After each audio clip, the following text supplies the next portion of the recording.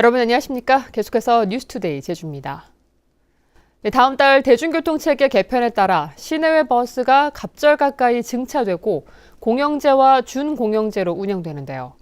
이에 따라 제주도가 운전기사를 대규모로 채용하면서 전세버스를 비롯한 기존 업계는 구인난을 허덕이고 있습니다. 홍수현 기자입니다. 제주 시내 한 전세버스 업체. 빈 버스들이 주차장에 줄지어 서 있지만 더 이상 단체 운송 예약을 받을 수가 없습니다. 운전기사 30명 가운데 4명이 제주도의 버스기사 모집에 지원해 회사를 떠났기 때문입니다. 새로 기사를 채용하려 해도 제주도가 책정한 공영버스 기사 연봉 4,200만 원보다 올려주기 어려워 멀쩡한 버스를 세워둬야 할 판입니다.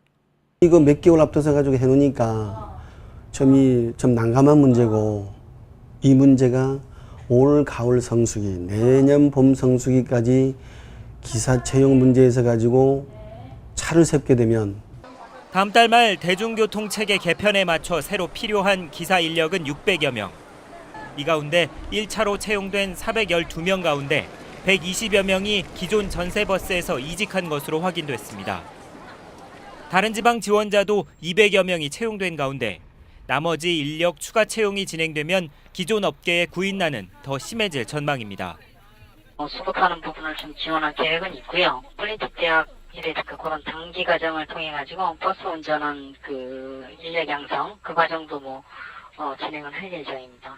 하지만 제주도 전세버스 운송사업조합은 회원 업체의 기사 수급 실태를 파악한 뒤 제주도를 항의 방문할 예정이어서 대중교통 개편을 앞두고 택시에 이어 전세버스까지 기존 업계의 반발이 커지고 있습니다. MBC 뉴스 홍수현입니다. 대중교통체계 개편에 따른 버스 노선이 최종 확정됐습니다. 제주도는 주민 공람 등을 거쳐 기존 140여 개였던 버스 노선을 149개로 확대하고 일부 세분화했다고 밝혔습니다. 이에 따라 버스 시간표를 작성하고 행선지 표지판 설치 등을 마무리한 뒤 오는 8월 26일부터 버스 노선을 전면 개편할 방침인데 확정된 버스 노선은 도청 홈페이지에서 확인할 수 있습니다. 오라 관광단지 전 사업자가 자본 검증을 하겠다는 제주도정을 원색적으로 비난하며 자신의 지분을 중국 업체에 넘겼습니다.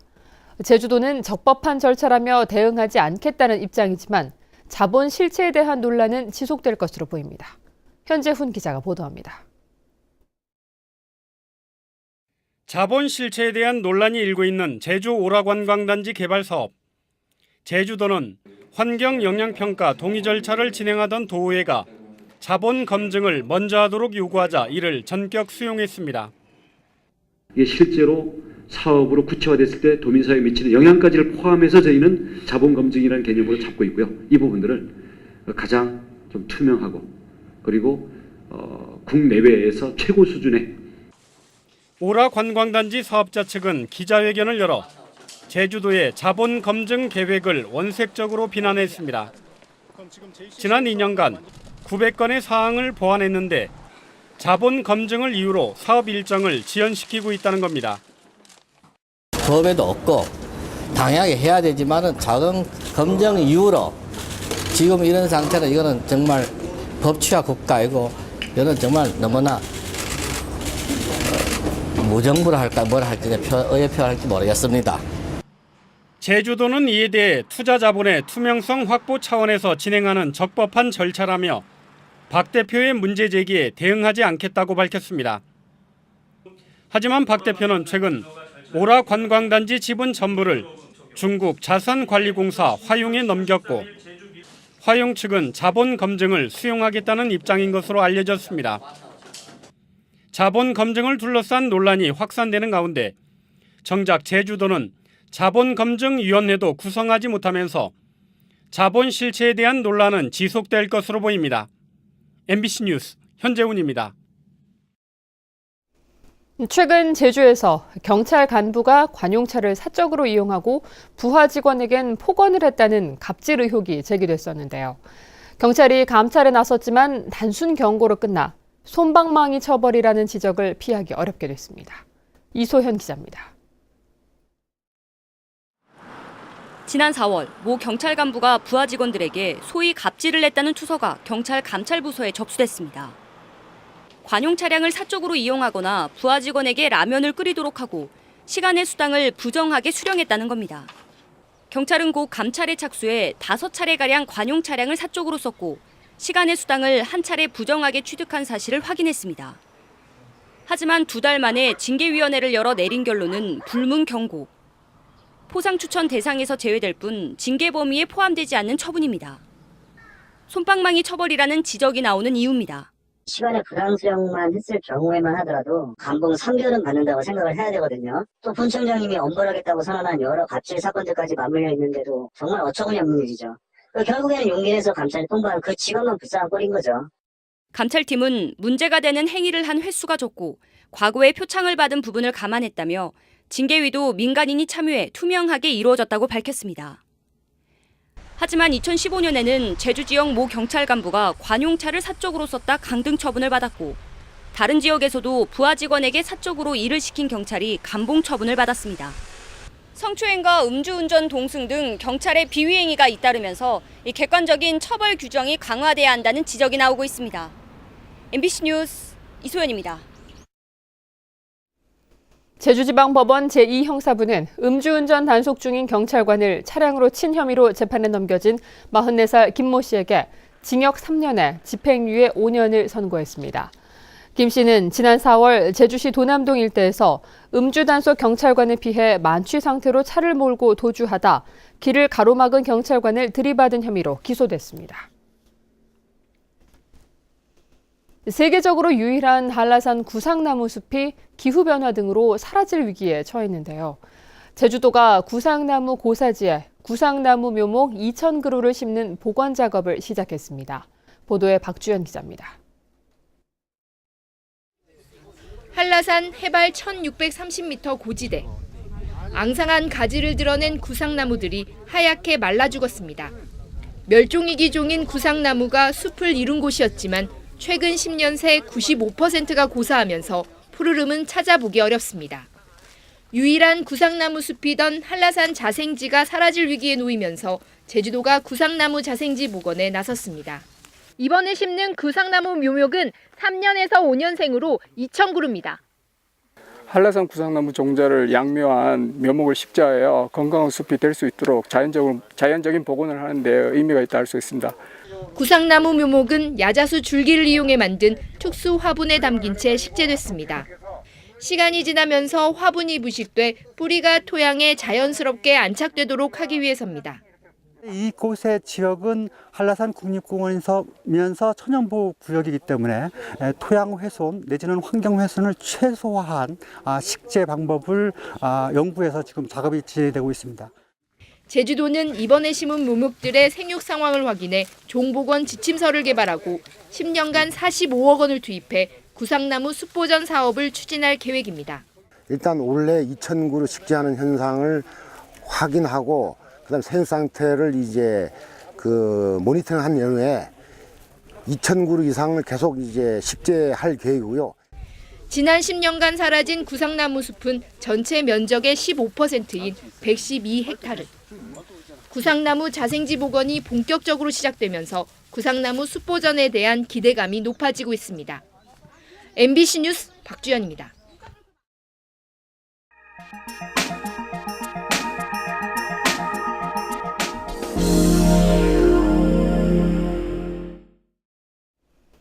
인간에게 비단 명주를 선물한 누에가 최근에는 건강 기능성 식품은 물론 첨단 의료용 소재로 활용되며 소득원으로 다시 주목받고 있습니다.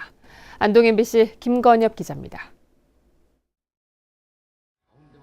값싼 중국산에 또 화학섬유에 밀려 쇠퇴하던 누에 농가들의 첫 번째 전략은 이른바 입는 누에 대신 먹는 누에로의 전환입니다.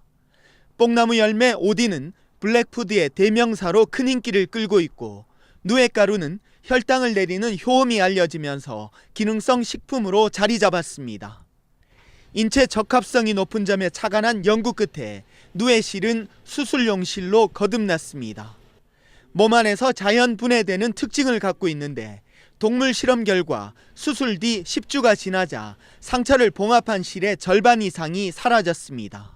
실크 녹는 실은 항균력도 가지고 있어서 항생제를 굳이 먹지 않고도 그 염증 반응을 일으키지 않고 그리고 감염이 안 되기 때문에 또 누에고치로 만든 인공 고막은 이미 상용화됐고 인공 뼈와 장기도 임상 실험이 진행되고 있습니다. 다양한 활용과 함께 누에는 사육 기간이 짧고 일손이 적게 들면서도 소득은 높아 고령화된 농가에 적합한 것으로 평가되고 있습니다. 고령화로 인해서 양잡 농가가 줄어드는 추세에 있었는데 더 늘어나지 않을까 이렇게 희망찬 이렇게 생각을 하고 있습니다. 정부는 누에를 활용한 의료 신소재 시장 규모가 2년 뒤에는 7조 원 이상으로 성장할 것으로 보고 관련 기술 상용화를 서두르고 있습니다. 쇠퇴하던 누에 산업이 제2의 전성기를 맞이하고 있습니다. MBC 뉴스 김건엽입니다.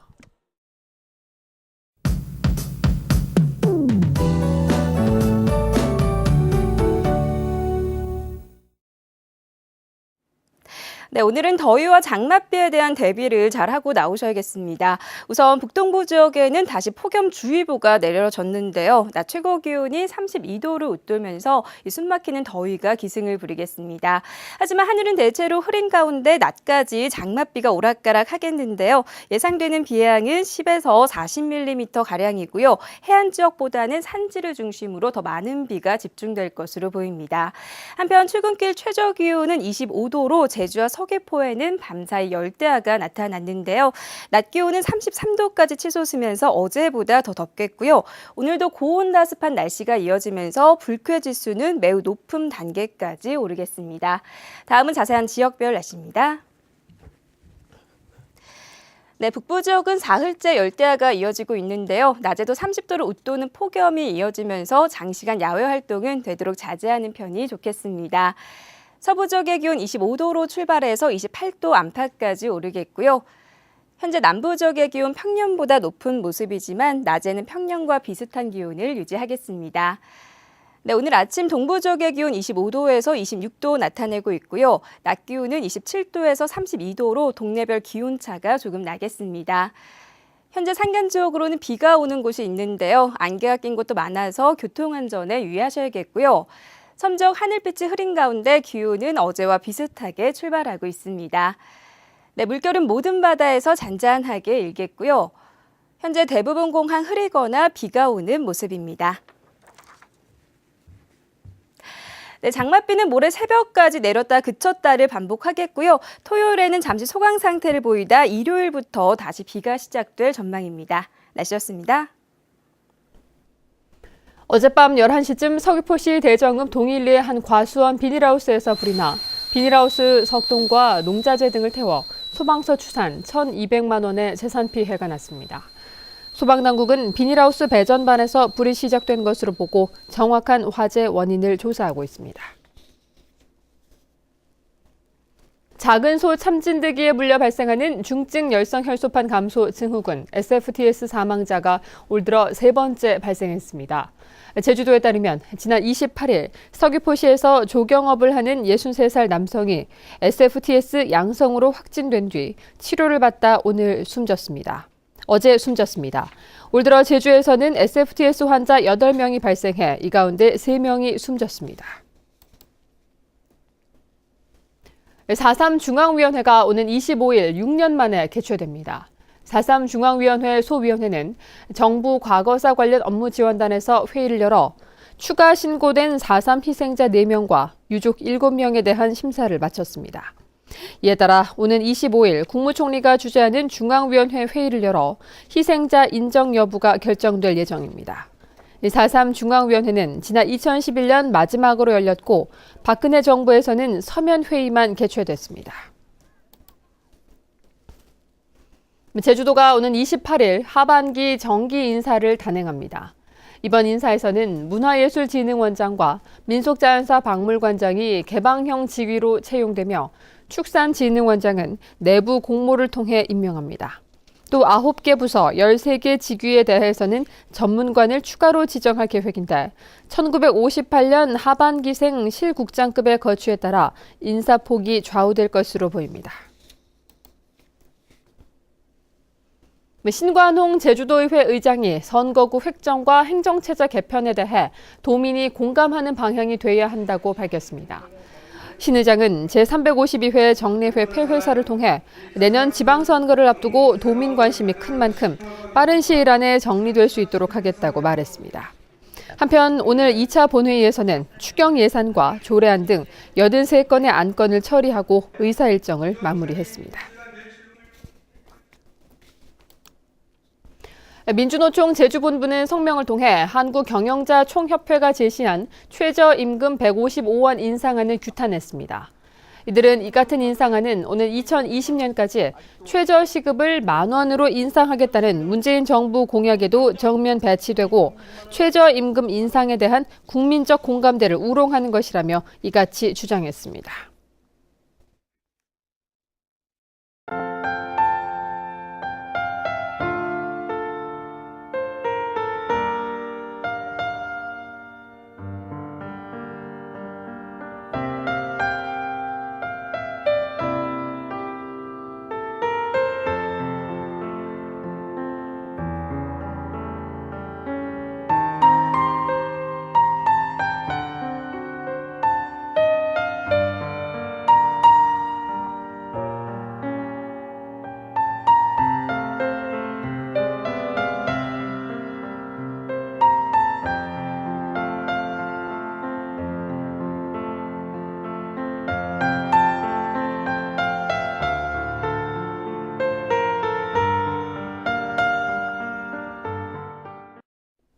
뉴스투데이 제주였습니다. 여러분 고맙습니다.